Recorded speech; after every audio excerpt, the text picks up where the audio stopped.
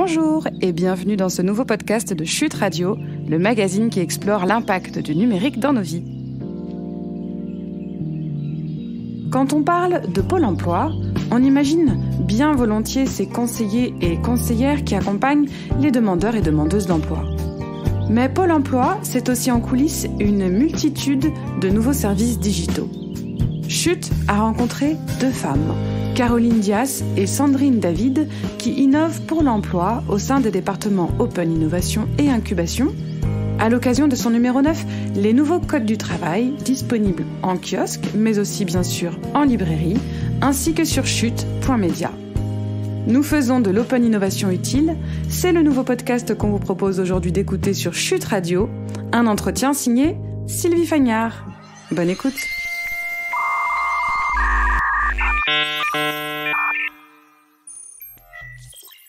J'avais envie de vous poser ça, du coup, comme première question. Donc, vous travaillez au sein de la direction innovation de Pôle emploi. Et quels sont Open Innovation. Faire très attention. Open Innovation. Oui. Pardon. C'est ce que je voulais dire. Et quel est votre parcours justement pour en être arrivé là, et en quoi votre expertise sur les données fait de vous une pièce dans ce dispositif de cette direction de Pôle emploi? Alors, donc moi j'ai un parcours un peu particulier. Je fais des études de socio-anthropologie avant de m'engager sur une activité professionnelle au sein de Pôle emploi qui était en agence. Et j'ai eu la chance de faire différents métiers à Pôle emploi. Donc j'ai travaillé en tant que conseillère à l'emploi. J'ai travaillé à la direction de la stratégie de Pôle emploi, la direction générale, puis au département innovation sur la mise en place de textes et d'expérimentation. Et je suis aujourd'hui donc chef de projet à l'Open Innovation, en charge de l'API management. Donc c'est une partie de l'ouverture de la donnée à Pôle emploi et la valorisation de la plateforme institutionnelle d'Open Innovation qui est pôle emploi.io. Voilà mon activité aujourd'hui. Mais ça fait 10 ans que je suis à Pôle emploi et j'ai eu la chance d'en traverser différents métiers. Dans le cœur de votre activité, il y a la mise à disposition de données. Quel est l'objectif, en fait, la stratégie au sein de Pôle emploi dans cette mise à disposition, en tant qu'acteur d'open data, ce qui, si j'ai bien compris, est une configuration assez unique en Europe?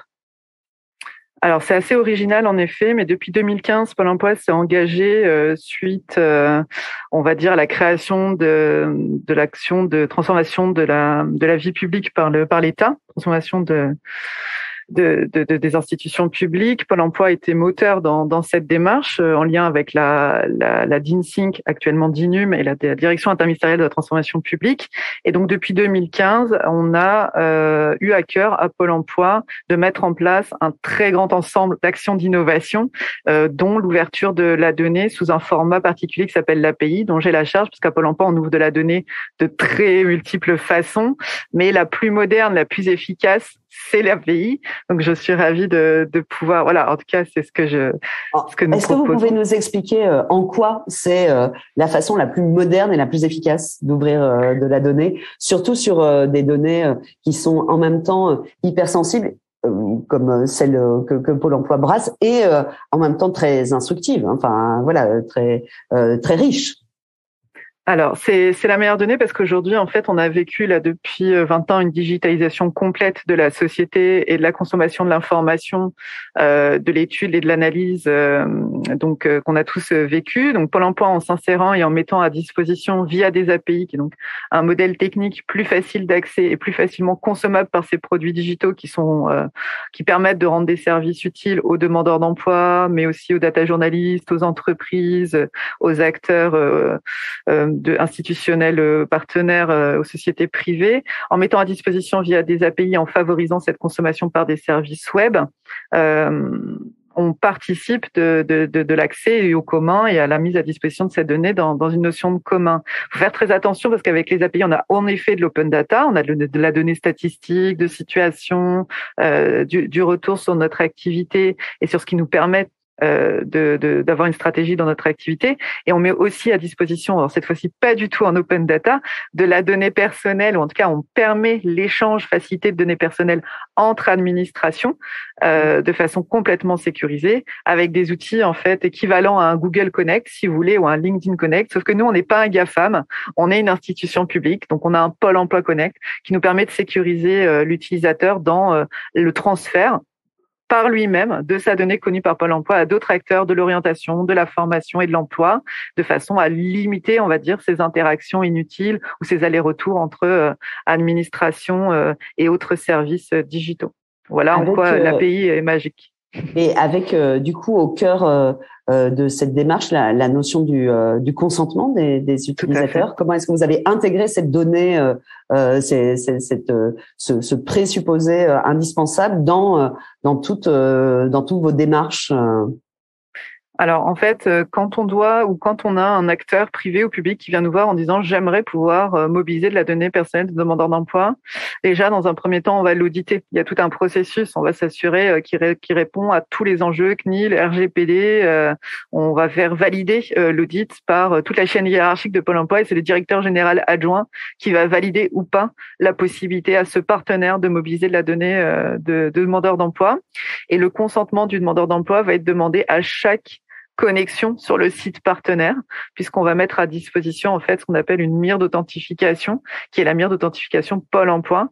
Et avec la CNIL, on a travaillé à un système en effet de recueil du consentement pour chaque connexion du demandeur d'emploi avant le transfert de ces données vers le partenaire. C'est visible, c'est compréhensible, c'est écrit en facile à lire, à comprendre, c'est important pour nous, donc c'est accessible.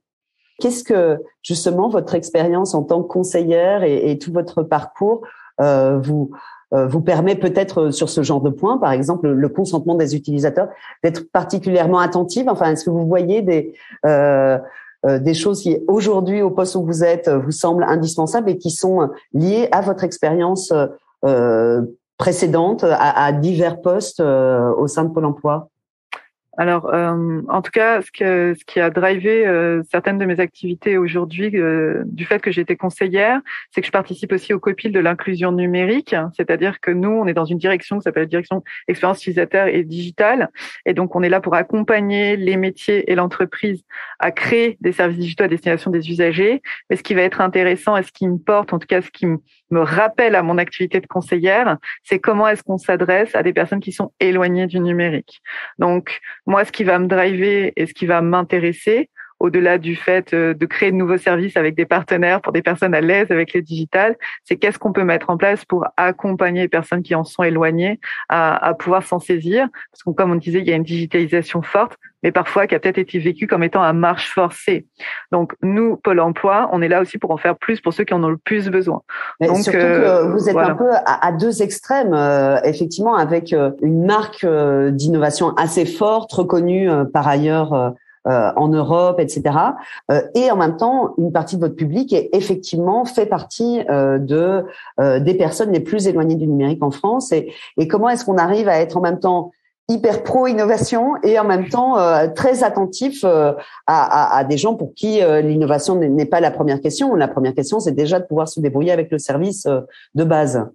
Comment est-ce qu'on arrive à tenir ces deux c'est tout l'intérêt. C'est tout l'intérêt de la vie en fait. C'est le paradoxe. Donc ce paradoxe qui fait valeur, qui fait richesse dans une activité. Donc que ce soit dans la mise en production, l'accompagnement, la mise en production d'outils pour acquérir des compétences numériques avec la direction du service aux demandeurs d'emploi, qu'on va réfléchir avec des utilisateurs pour qu'elle soit le plus compréhensible possible. La mise en partenariat, l'open innovation aussi, c'est ça. C'est avec des associations comme Solinium, avec qui on met à disposition de la donnée de lieux pour les personnes en très grande précarité, ou avec Emmaüs Connect, ou avec des acteurs locaux de l'accompagnement à l'utilisation des services digitaux, voire avec France Service, qui est un mouvement d'État avec la direction du partenariat qui fait aussi partie de ce COPIL. Donc des actions. L'open innovation, c'est juste travailler mieux avec les autres de façon plus efficace au service du demandeur. Donc peu importe qui sont les demandeurs derrière, que ce soit quelqu'un de très éloigné du numérique ou un cadre qui a déjà on va dire, une maîtrise et une pratique du numérique, il faut pouvoir couvrir l'ensemble de nos utilisateurs et il faut pouvoir travailler avec l'ensemble de l'écosystème. Donc, c'est une activité qui est très riche, qui permet en effet non seulement du paradoxe, mais surtout, et à mon avis, de la richesse et de la diversité.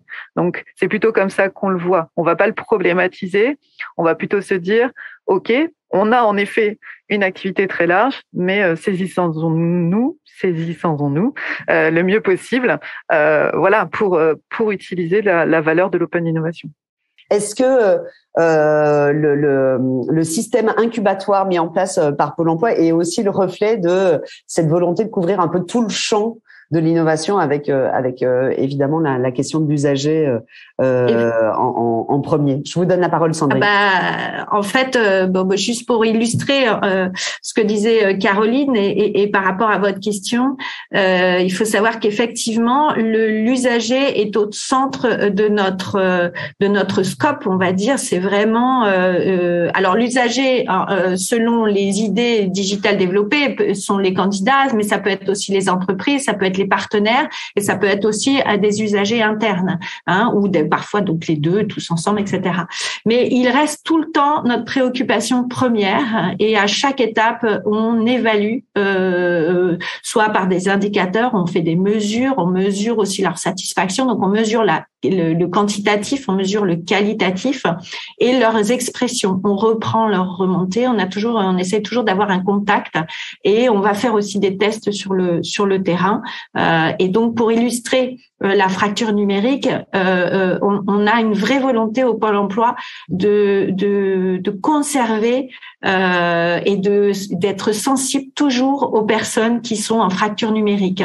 Pour exemple, nous on a développé dans un premier temps notre service et sachant qu'il y a des personnes qui ne peuvent pas s'auto-positionner sur les événements, eh bien on a développé la fonctionnalité de l'inscription par le conseiller, ce qui veut dire qu'une personne qui est vraiment fragile ou qui n'a pas d'accès numérique peut toujours aller en agence et se faire inscrire par son conseiller.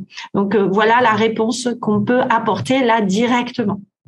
Est-ce que, Sandrine, justement, vous pourriez nous exposer en quelques mots quel est le projet que vous avez porté au sein de l'incubateur de Pôle emploi et nous expliquer comment vous en êtes arrivé là? Comment est-ce que vous en êtes arrivé à proposer ce projet?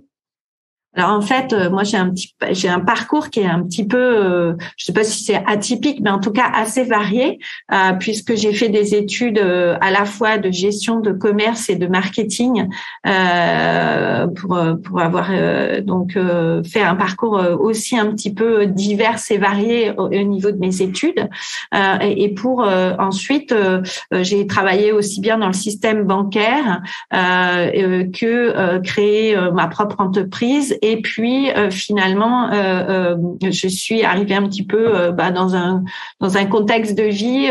J'ai commencé par la CEDIC et donc au recouvrement côté entreprise. Je m'occupais aussi des aides à l'emploi, mais côté ACEDIC. Et quand nous avons eu la fusion Pôle Emploi, donc ANPE ACEDIC, eh bien je suis passée au service marketing qui était donc aussi en lien avec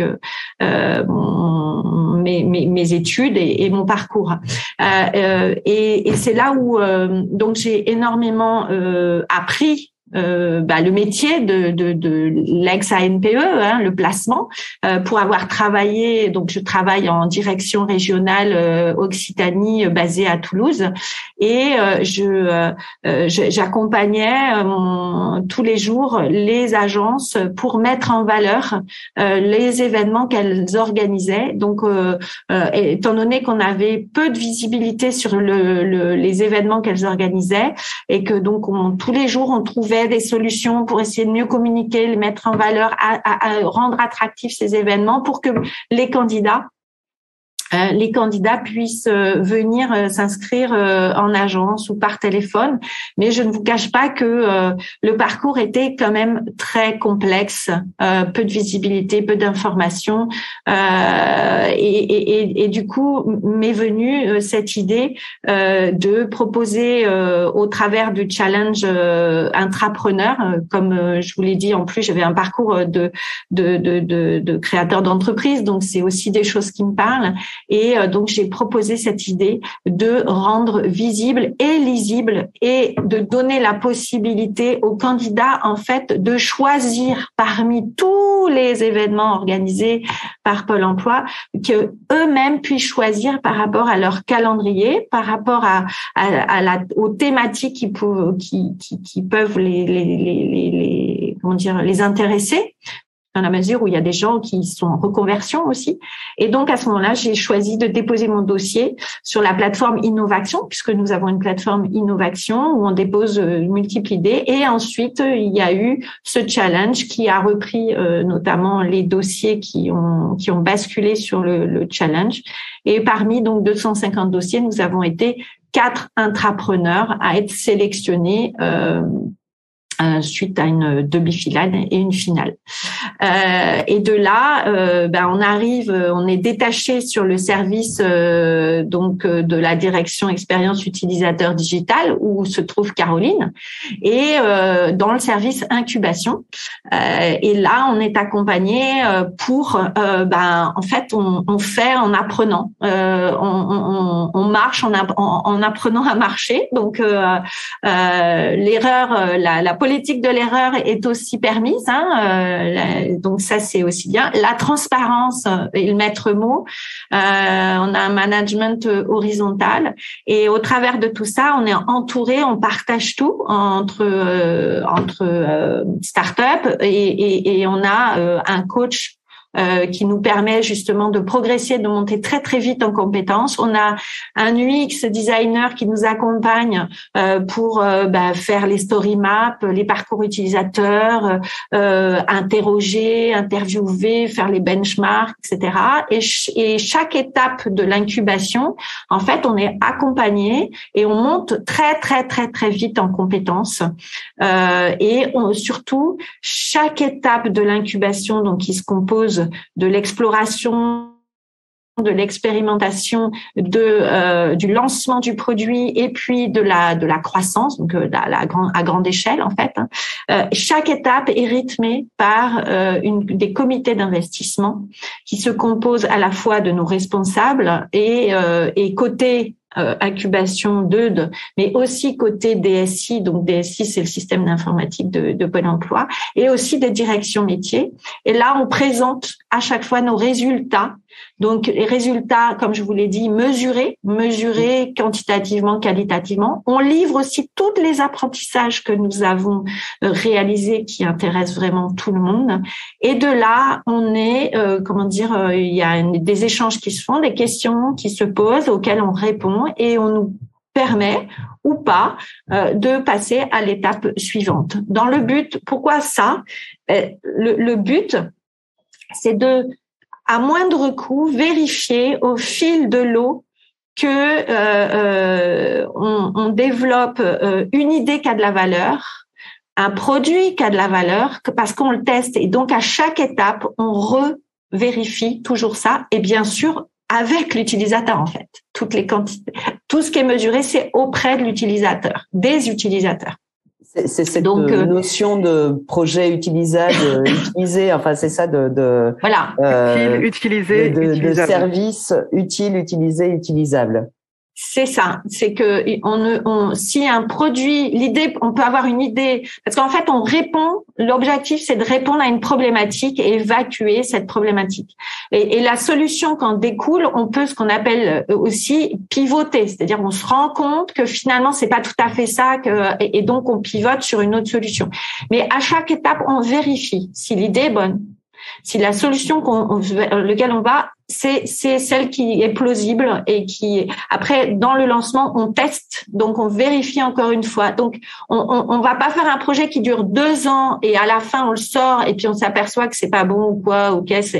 Non, là, on vérifie à chaque étape et du coup, on délivre un service qui répond aux utilisateurs. Et même une fois qu'il est délivré, on continue à interroger, à avoir des retours par multiples canaux pour s'améliorer, modifier des choses pour toujours simplifier son parcours, faire au plus simple et puis rencontrer, par exemple, tout à l'heure, vous parliez de l'inclusion. On se dit, tiens, là, on a peut-être oublié quelque chose, on va rectifier ou développer de nouvelles fonctionnalités. On s'adapte. C'est vraiment l'importance et pourquoi ça fonctionne, parce que avec Caroline, avec les autres services, avec le service incubation, on est en perpétuelle communication. La transversalité fonctionne très très très bien. On ne nous empêche pas d'être transverse, bien au contraire. Et donc on a aussi des apprentissages communs.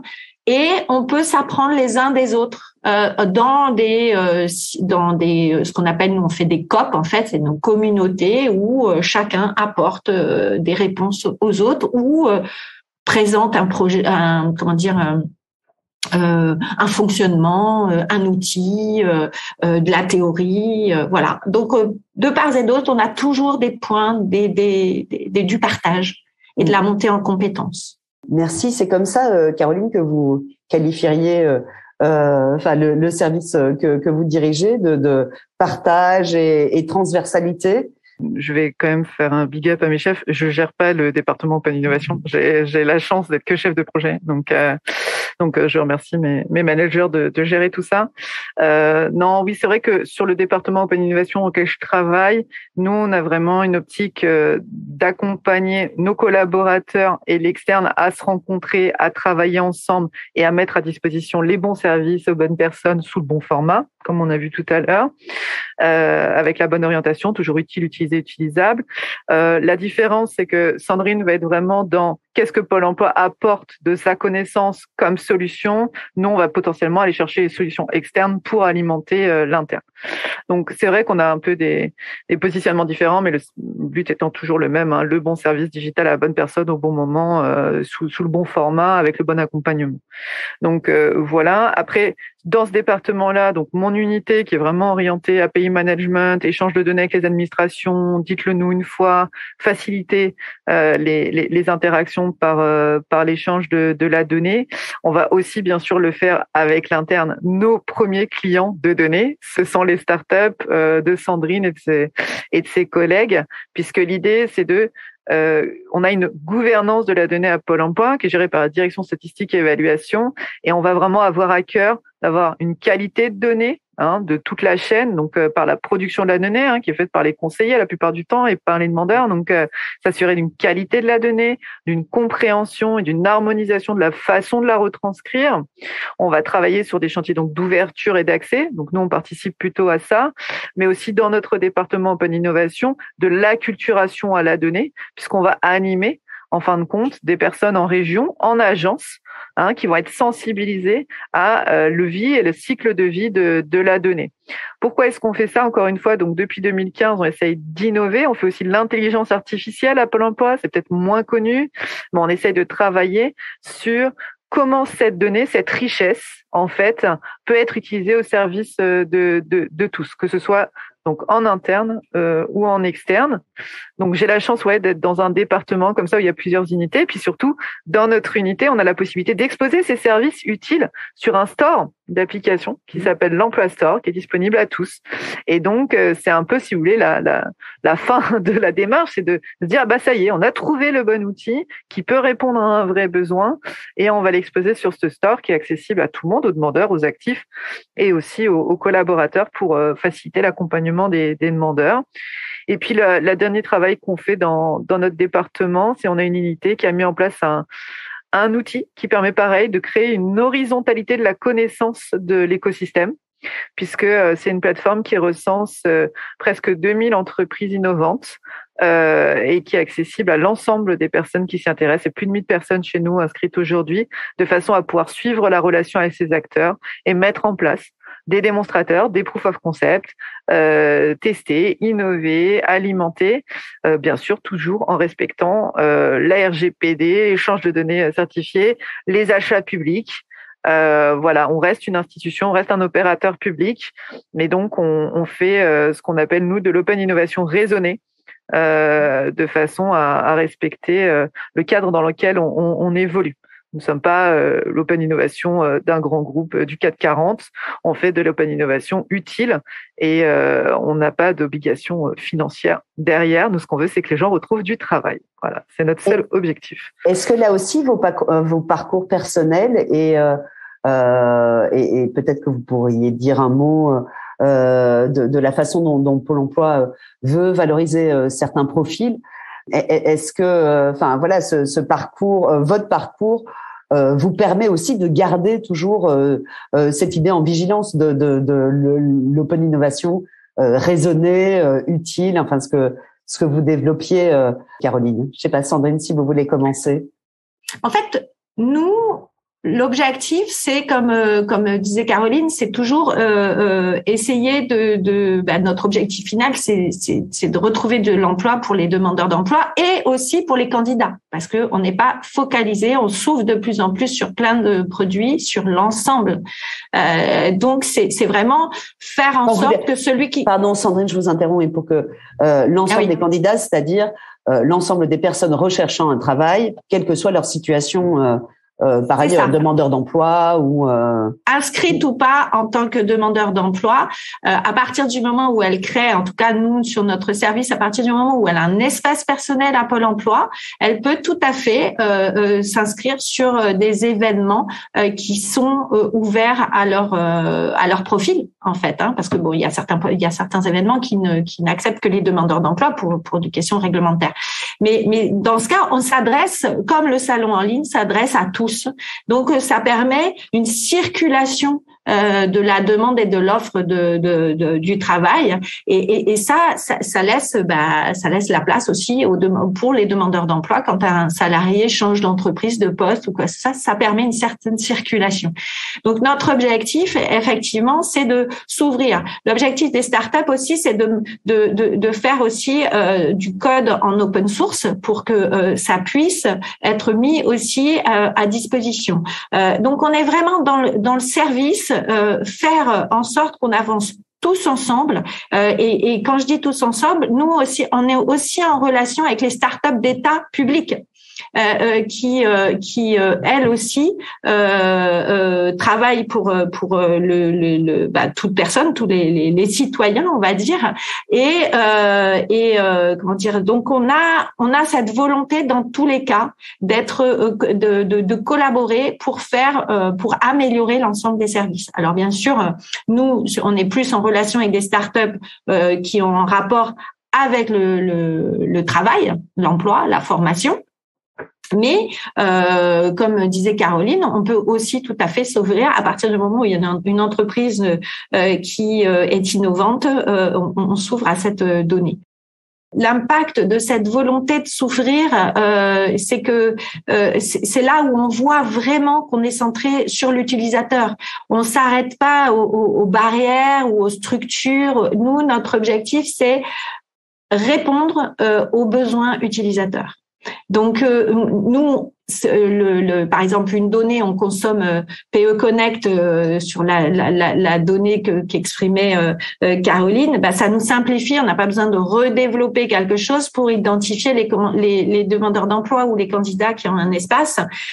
C'est facilitant et ça va plus vite, et c'est facilitant aussi pour le parcours utilisateur. Ensuite, l'incubation, le service de digital permet aussi, ça a des impacts aussi sur l'ensemble de Pôle emploi, sur les évolutions, les comportements, ça contribue à la conduite du changement. Voilà. Moi, c'est vraiment ce que j'aurais à dire sur nos frontières presque, puisque on a aussi des comment dire, on est regardé, on a souvent des partenaires qui font des rapports d'étonnement de notre avancée, de la révolution du digital à Pôle emploi, quand ils voient on a la philosophie de la performance par la confiance, le lab, l'incubation, etc. Et j'ai pu le constater, et mes collègues intrapreneurs aussi, donc product manager, puisque c'est la même chose en fait. Au travers de nos formations, nous avons été formés avec d'autres product managers en dehors pour certifier nos formations internes, etc. Et franchement, eh bien, on s'est tout à fait senti à l'aise au niveau des product managers du système privé. et on voit bien que il y a vraiment une reconnaissance, et donc on a une observation de Pôle emploi qui se fait à ce niveau-là comme pionnier et aussi exemple à suivre de plus en plus. Je voulais vous poser la même question, Caroline. Comment, dans votre parcours, cette préoccupation et puis dans la direction dans laquelle vous évoluez aussi, enfin, comme le disait Sandrine, les usagers, les utilisateurs ne sont pas toujours des demandeurs d'emploi. Enfin, voilà comment cette notion de service utile s'applique aussi à toutes les personnes hors demandeurs d'emploi qui peuvent être en rapport avec Pôle emploi. Alors déjà, on est en rapport avec nous-mêmes, donc il y a une politique au sein de Pôle emploi de valorisation en effet de profils, on va dire un peu hors normes. Déjà, alors il y a une expression, enfin quelque chose, une valeur qu'on partage, c'est qu'on arrive tous à Pôle emploi par hasard et on y reste par conviction. Et la plupart du temps, lorsqu'on part de Pôle emploi, c'est parce qu'on y a appris assez de choses pour pouvoir aller nourrir le reste du marché du travail. Et donc, c'est vraiment cette notion-là, c'est qu'en adoptant des manières, des méthodes de travail différentes en interne et en faisant grandir ses salariés, quitte à ce que ces salariés aillent travailler demain dans d'autres ministères ou même dans le privé, puissent apporter et par capillarité favoriser l'émergence de nouvelles méthodes de travail. Peut-être ce qu'on n'a pas assez dit jusqu'ici, c'est que à la DEUD, mais de plus en plus au sein de l'ensemble de l'institution, nos méthodes de travail sont des méthodes de travail qui tentent de moderniser aussi la relation qu'on a à la notion de projet et à la notion d'investissement social. On a parlé projet ou produit d'ailleurs. Ou produit, ouais. D'ailleurs, voilà, on va d'ailleurs, oui, voilà, plutôt parler de produit que de projet, surtout quand on est sur du service numérique, et on va réfléchir et on va rationaliser non seulement nos coûts, nos méthodes de travail, et puis on va éviter des comitologies trop lourdes. On a dit plusieurs fois le mot transparence, transversalité. Ce sont des méthodes de travail confiance, voilà. On a ce qu'on appelle la performance par la confiance chez nous, certaines autonomies. On n'est pas dans un reporting, on va dire à la dure sur, en tout cas, la production de services à destination d'eux et en effet à destination de tout le monde. Mais c'est dans le mandat de Pôle emploi, hein. Nous, on est là pour tout le monde. Il n'y a pas de, voilà. C'est sûr que les demandeurs, c'est plus facile de les accompagner parce qu'on en sait plus sur eux, on les rencontre et on les connaît. Donc, en mettant en place et en valorisant des méthodes de travail d'autonomie, moi, ce que j'ai en tout cas vu et vécu à Pôle emploi, c'est que j'ai donc eu 4 métiers différents à Pôle emploi en moins de 10 ans. Et surtout, j'ai appris énormément sur le métier des autres. Et je me sens aujourd'hui, en effet, épanouie dans une activité qui hier n'était pas la mienne. Je n'ai jamais produit de plateforme digitale avant celle qui est quand même une plateforme institutionnelle d'ouverture vers l'extérieur. Donc, une confiance énorme dans nos capacités et un accompagnement dans notre volonté par des formations, donc comme disait Sandrine, soit interne, soit externe, et surtout vraiment une ouverture d'esprit. Moi, c'est ça vraiment que je reconnais à notre entreprise, c'est une ouverture d'esprit sur la possibilité qu'un profil, de toute façon, on a tous des profils complètement différents. Il y en a encore quelques-uns qui ont passé les concours d'État il y a une trentaine d'années, mais on est aujourd'hui vraiment sur un modèle de la valorisation du parcours et de l'apport. Donc donc c'est ça moi que j'aurais à dire, c'est et en venant tous justement de la société civile et en ayant tous eu un parcours très différent avant, on enrichit notre entreprise, qui est une entreprise qui touche réellement à tous les secteurs de la vie publique. Donc ce miroir, ce qu'on appelle chez nous la symétrie des attentions, est quelque chose de très important. Vous voudriez dire quand même un petit mot, Caroline, sur la symétrie des attentions? Enfin, ça m'interpelle du coup, mais La logique de la symétrie des attentions, donc c'est quelque chose qu'on a mis en place, on va dire. Il y a déjà 2 projets stratégiques. Donc, excusez-nous, on compte en projet stratégique à Pôle emploi, donc 2 fois 3 ans. Donc il y a déjà un peu plus de 5 ans, qui est de se dire le conseiller, le collaborateur a autant de valeur que le demandeur d'emploi et l'entreprise ou le partenaire avec qui il travaille. Ces conditions de travail doivent être égales au service qu'on essaye de rendre. Donc tout à l'heure, on a parlé de produits à destination des demandeurs, mais il faut savoir qu'on réfléchit toujours le back-office, c'est-à-dire le service rendu aux conseillers pour pouvoir mieux travailler dans les meilleures conditions. On a un travail très difficile. Les conseillers Pôle emploi le disent, ils s'en expriment.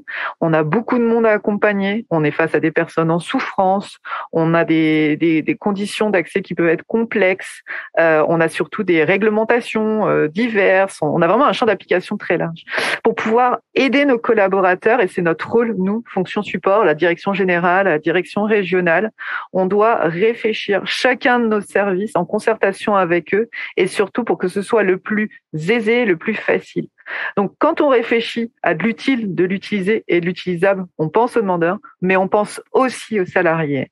Un salarié qui vient de dire « votre produit, c'est un millième produit dans mes outils de gestion, il me sert à rien, il fonctionne pas », on doit être en capacité, comme disait Sandrine, de pivoter ou d'améliorer. Et donc ça, c'est très, très important pour nous. Mais c'est vrai que on a mis du temps à passer on a mis du temps à passer ce cap-là. Pourquoi ? Parce que simplement, on a eu cette fameuse fusion de systèmes informatiques complexes, qui était et une transformation, que ce soit une transformation humaine ou une transformation digitale, est quelque chose qui se fait avec intelligence, avec recul et surtout avec des experts. Donc, il a fallu, je pense, le temps à l'entreprise de s'alimenter, d'apprendre et de comprendre. Mais aujourd'hui, plus aucun projet qui est accompagné donc par la direction expérience utilisateur et digitale, mais aussi la direction de la stratégie de l'innovation, qui s'occupe plus de la transformation interne, d'où je viens, ne peut être réfléchi sans une symétrie des attentions et sans être là pour faciliter et aider les conseillers à mener leur mission. Pour illustrer encore une fois ce que dit Caroline, comme tout à l'heure j'exprimais que nous on avait deux cibles d'utilisateurs principales, c'est-à-dire les candidats en règle générale, donc demandeurs d'emploi et salariés, et aussi les conseillers. Donc nos retours, nos mesures se font par rapport aussi aux conseillers. On vérifie auprès d'eux.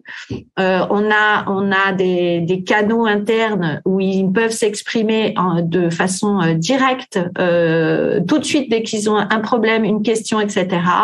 Ils nous font leur remontée des souhaits de ce qu'ils aimeraient et notre objectif, c'est leur rendre la vie la plus facile possible, donner des outils les plus efficaces pour qu'ils suivent d'une manière simple et efficace et pertinente les candidats et les demandeurs d'emploi et surtout aussi de manière à ce que ça les allège en termes administratifs, tout ce qu'on peut connaître pour suivre le demandeur d'emploi. Ça, c'est vraiment ce qu'on suit et on crée donc des indicateurs pour suivre ce genre de progression et voir si notre outil, notre service apporte vraiment cette valeur. Donc, on suit parallèlement, quand on présente nos dossiers, on fait pour l'utilisateur candidat et pour le conseiller. Sans arrêt, on mesure l'ensemble.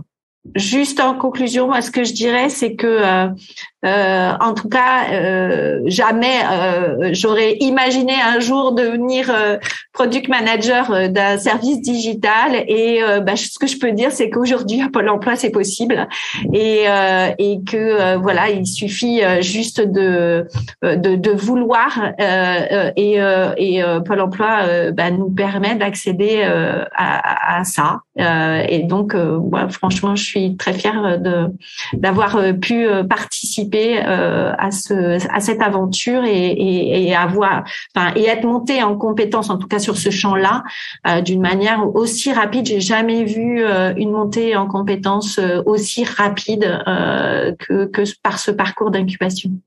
Mais vous savez, enfin moi j'ai vécu, juste pour l'anecdote, une transformation. Je travaillais à la Caisse d'épargne Île-de-France Paris, donc il y a longtemps, au début de ma carrière, et en fait elle avait commencé une révolution, et il y avait une anecdote qui m'avait, parce que la Caisse d'épargne à l'époque c'était le livret A, et on avait l'ambition de devenir une banque à ce moment-là, et en fait il y avait quelqu'un qui avait eu une réflexion en disant vous savez, la transformation à l'extérieur elle va pas être perçue tout de suite, pour l'instant on est une vieille dame poussiéreuse, mais ça viendra. Et avec le recul, je peux vous dire que ça viendra. Et bien, c'est pareil à Pôle emploi, c'est-à-dire que toute sa transformation, ça va très très vite à l'intérieur. Il y a plein de choses qui ne sont pas encore visibles, qui commencent à se percevoir, et d'autres choses qui se perçoivent déjà. Mais il y a une vraie révolution à la fois des organisations, même si ça peut parfois être long, parce qu'une conduite du changement, c'est pas que la volonté. En termes de vieille dame, c'est pas mal Pôle emploi. Voilà,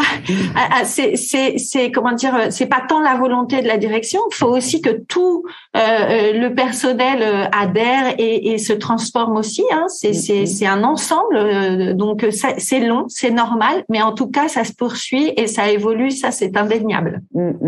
Mais surtout qu'on parle pas de ça, parce que vous dites une vieille dame, en fait c'est un vieux couple, hein. C'est la CEDIC et la NPE. On parle pas beaucoup de Pôle emploi en dehors des incidents et des chiffres du chomage, hein. C'est d'ailleurs pour ça qu'on les publie tous les mois. Et à chaque fois qu'on rencontre quelqu'un, qu'on leur explique ce qu'on fait, parce qu'on fait aussi des présentations à l'international, en Europe, etc. Olivier a dû vous l'expliquer, ou auprès d'autres administrations. Moi, c'est une grosse partie de mon activité, hein, c'est d'aller prêcher la bonne parole auprès d'autres administrations. Et ce qui est impressionnant, en fait, c'est qu'à chaque fois, on nous dit, on ne pensait pas que Pôle emploi faisait tout ça. Voilà. Donc voilà. Donc nous, notre satisfaction, c'est ça. C'est vraiment de se dire qu'on est dans un opérateur compliqué, mais utile. Et dans lequel, en plus, on essaye de trouver des solutions différentes à l'organisation et au service.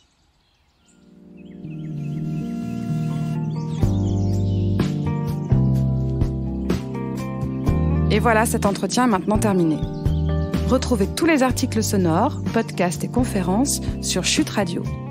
Si vous souhaitez encourager notre format sonore, n'hésitez surtout pas à laisser un avis 5 étoiles et à en parler autour de vous. Merci d'avoir été là. À bientôt.